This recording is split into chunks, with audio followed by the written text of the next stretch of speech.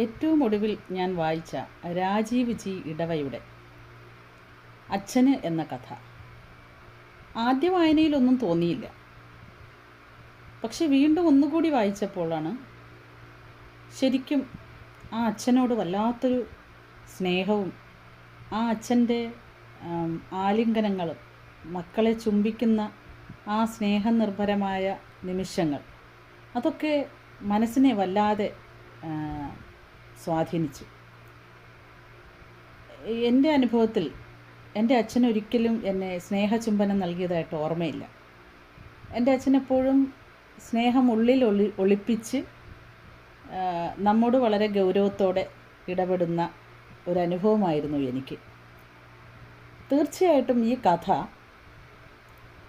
നമ്മുടെ ചുറ്റും നടക്കുന്ന പ്രത്യേകിച്ചും പെൺകുട്ടികളെ